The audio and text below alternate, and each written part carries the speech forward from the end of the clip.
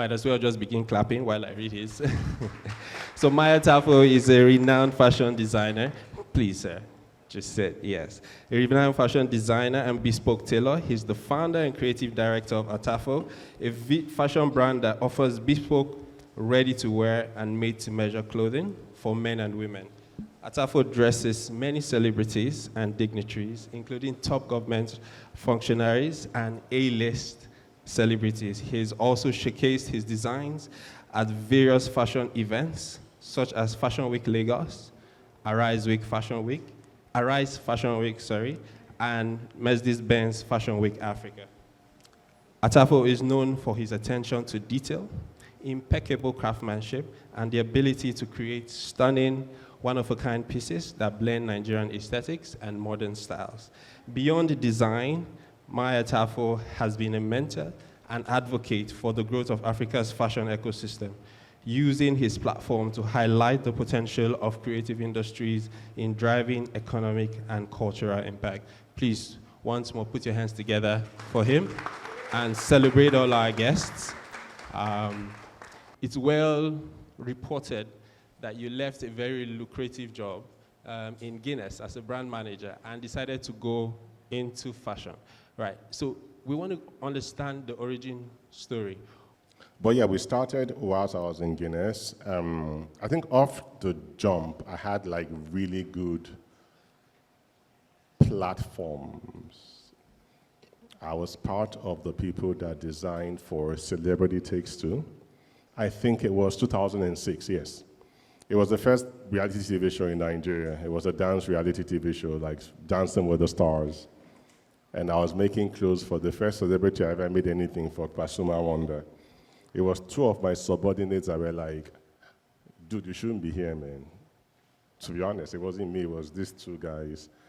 And I quit. And I got a space in Fathermore Shopping Center. That's when I realized that business is different from what you have love for. I had to pay a rent of 1.3 million naira for Fathermore Shopping Center. And I realized that the money was coming from my salary and not necessarily from the returns of my business. Yeah. Some Port Harcourt boys came to make clothes with me and insulted us in a very nice way because the AC couldn't cool the 10 guys in the room. Always the AC. Yes. And our petrol generator was struggling to cool the place. And Port Harcourt boys don't hide their feelings. They're like, I'm a big designer, be this, and this is not the cool. Wow. So we'll go outside, but they come inside one by one, maybe they measure us. Because it was a groomsmen package. The next day we had to buy a big generator, like literally the next day I had to buy a diesel generator.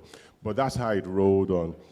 Everything that's happened to the Atafo brand to date, from the change of name 2 times to where we are right now, to creating our niche, our marketing strategy, has all been what I get from the market, and I defined my business in line with that. And once I start to build the ethos and the core of the brand and I stuck to it, then I veer off where it is necessary, but that's how this brand came to birth. That's how we moved into bridal. That's how we moved into women's wear. That's how we stopped making evening dresses for women and stuck to androgynous stuff. We've been through things down the line that made us make some core decisions. I like to make my business easy for me to execute. I don't want to be laborious backstage, back house. I hate a chaotic space. When my colleagues are telling me they have 50 or 80 tailors, you know, Africana is having close to 100 tailors, Sheyi Vodi is having 300 tailors, I think they are mad people because I don't have that energy. You know, you want to make a garment with me, I wait 6 to 8 weeks. If you can't wait, thank you very much. I don't do the faster, you know, I don't do it at all because it's not my P. And I may lose business based on that, but I'm fine with what I have, you know. And that's been my journey thus far. And something that, and you can prove me wrong, something that I know that the younger generation do not know how to do is grind. I want to hire someone today, they're asking if it can be hybrid. Grinding means 7 days a week. And if they create an 8th day, I'll be there. And when I mean it in the toughest way. Toughest. The day my wife had a miscarriage, I got to work late. First time I got to work late. And I told them I was coming late, and this is a situation I was going through, but I'll be there. I was the first in the office. Office was in Ikeja. I lived in Lekki Phase 1. I was first to get, I was last out. I got a query. I got a query for coming late for the first time ever. I just want to put it in perspective so you understand what I mean by grind. I came from leave to do a show and ensure it went well, so I was assisting. I was no longer in the capacity of running the show. Something went wrong in the show, I got a query. I am on leave. It's the team that is handling it. Right? That is grinding. And the person that issued me those queries is my friend today. I just want to paint a picture. So I go to work at 7, leave at 7, I go to my factory in Yaba, leave at 2 a.m., and by 7 I'm back in Ikeja to work. I did that for 3 years. And there was no time I felt like, oh my God, I'm stressed. I felt like, man, this is fun. That is grinding. So if you can't do that, and worse off with where you are right now, with intelligence, with keeping up with what is happening socially, because you have to know what app is doing what, and how do people gravitate on social media versus traditional media, and all that kind of stuff, then you can't succeed, period. It will just be pure vibes and inshallah, and you may get there. But trust me, it wouldn't happen. I don't know, I'm trying to put fear in you, and I hope it's working. Years ago, Nigerian artists didn't have to do billboards. Once they dropped a song, people will push it, it will hit, they will hammer, they will move on, right? Now, on YouTube, when you are listening, you see somebody promoting a song on YouTube. You will see billboards on the streets of Uzumba, by the way. Competition is now stiff, even for those guys. You think they perform abroad because it's just better. They're following their money. Because when you get 1 million streams in Nigeria, it's $300. When they get it in Sweden, it's $10,000. Where would you go? So when people are here going cha-cha-cha on social media, they're like, you're not giving me money. So that is how your game has to be. Before you can be as good and as big, because on the surface, you can be on the surface to everybody, you can be as big as Atafo, trust me. You can get the same celebrity that wore my clothes yesterday to wear your clothes today. You can get the same videographer and photographer to do the pictures. You can speak the lingo, so you are as big in the face. But at the back, are you really? So it is a lot of work. So when I say learn, you have to learn from every single way possible. You have to be, there has to be a hunger in you. So I talk to people every day. When I ask 1 or 2 questions and they speak, I'm like, you are not ready. I can tell people's progress or success trajectory from the way we engage. If I tell you the same thing 3 times and it's not done, then you are not ready. Right? So you have to learn that from where you are working. You have to learn that from just being observant and just grinding and saying, I'm going to be at this show and this show, just to watch what is happening on the runway and compare with an international show and see this cut, spend my money and buy an Atafo jacket and say, what's the big deal? I will spend my 2 million naira and buy that suit so I can see if there's juju inside. You would have to grind that hard, because know what's happening to fashion right now is lingo.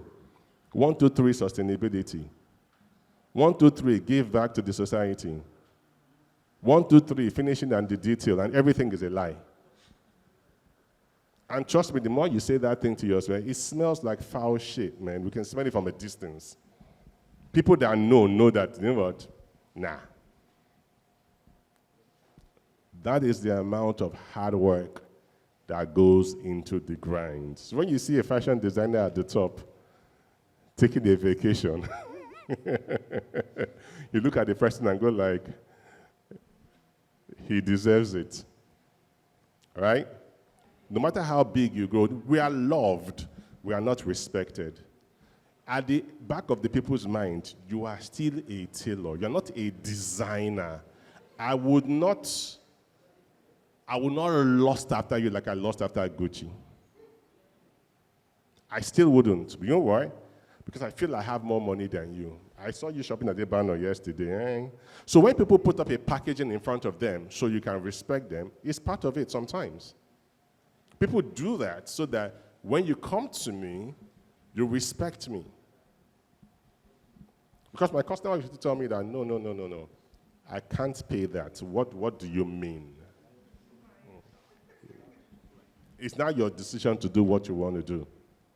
But in all these things, just make your clothes or your garment the best quality that it can ever be. That's the only way you can talk back at somebody. Because if the zip is not straight and the stitch is crooked, you don't have a word to say to anybody. Not even one. I don't care what you have to do to get it right. Just get it right. Because that's the only way you even be better than me tomorrow. Right? It's madness. And I always say this thing too. Have you figured out that there are not many Igbo boys in fashion in Nigeria?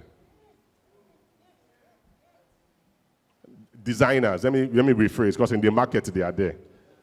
You know, Igbo boys go after money. There's a reason why they don't have a lot of them. Gomoye, Emekasbit, you call a few, but when I mean, there's a reason. There's money in it, right? But when they think of the energy and they have to put into it to kiss ass and do those kind of things, they rather go and just sell spare parts. Because the Igbo man that I buy fabric from in Lagos market, let's say this whole place, when you walk in, just the way we are seated here, every human being is fabric, and it stacks up. So only this pathway you can pass, and it has 5 of this in Lagos market. And again, let me put it in perspective. You as a human being seated, just you, not the ones above you, right? You are probably 2 bundles, which is about 100 meters of fabric, right? We buy those fabric now, on the average, about 10K a yard. So 10K a meter times 100 meters. Can anyone do the math? 10K times 100K. So one person is 2 million naira.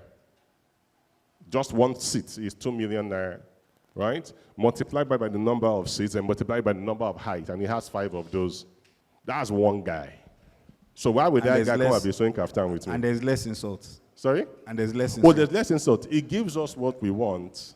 It gives us what he has. It may not be what we want, it's what he has. There's a fabric we normally buy. Most of you in fashion know 5-star, 7-star, blah, blah, blah.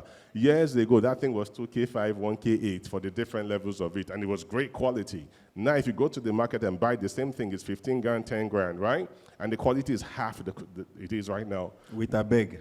With a bag. When I buy the same thing from China, it is still the old quality, right? It means that Chukide has gone to tell the guy, nah, bros, people are not buying.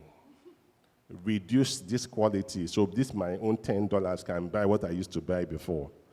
And who am I to say I want to buy 5 bundles and Chukide say is buying 10 million bundles? Who will the Chinese man listen to? So Chukide brings that to the country and he will sell. So I still have to import my fabrics. More money. It's more expensive than what Chukide gives me. But my customers now tell me, you want big customers, right? We all want big customers. When I buy from Chukide sometimes, they tell me that the fabric that itches their skin. Will I buy from Chukide again? No. So my cost of production has gone what? Higher. I cannot put that change onto the guy immediately. I have to softly put it on him. Somebody started making kaftans with us when kaftan was 80K. I'm not telling him to pay kaftan with me for 450K. He doesn't get it. This grind is not cool vibes. I was fashion editor for Genevieve magazine for 2 years. If I didn't put designers in that magazine, I put like 100. Not up to 40 of them are in business today. We never hear about those stories, and they were big designers. The ones that were showcased here and in New York Fashion Week the same year, which is the dream that you want to be. They are not in existence anymore. The grind got to them. I have business in Ghana and I have in Cote d'Ivoire. I only have businesses because I have connect there, not because the pipeline is straightforward. The person I work with in Cote d'Ivoire is close to the president. So when I land at the airport, if I'm carrying 300 bags, they salute me and it goes through. Otherwise, I won't have a business in Cote d'Ivoire. In Ghana, there's a guy we can sort out that will get us through. Otherwise, I would not have a business in Ghana. And what we are doing cannot be replicated because I won't give you my link to Abidjan because I will stress my source. Okay? So that has done that for that. Then the other place you were going that you did not know about second-hand clothes and this thing, we try, right? But as of now, where we sit, our fashion cannot win the West in their fashion. Do you get what I mean? Lawrence & Co. is trying to be a Zara, but not in Spain, in Africa. So that can work.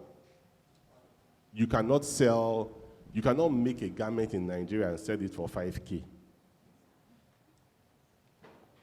And that's why we're telling Natasha that 15K to 50K, she is compromising either on quality, right? Either on margins or something.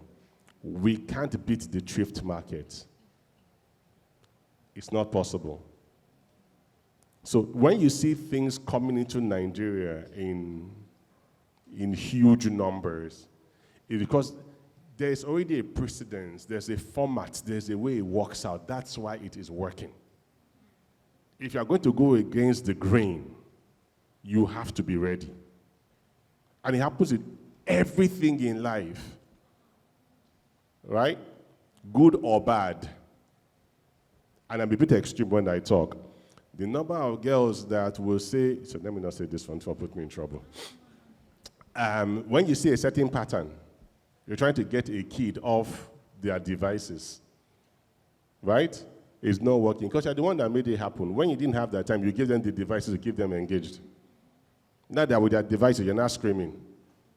You told your daughters to stay at home and not go out and not have boyfriend. Now she's 30, you say, why are you not married?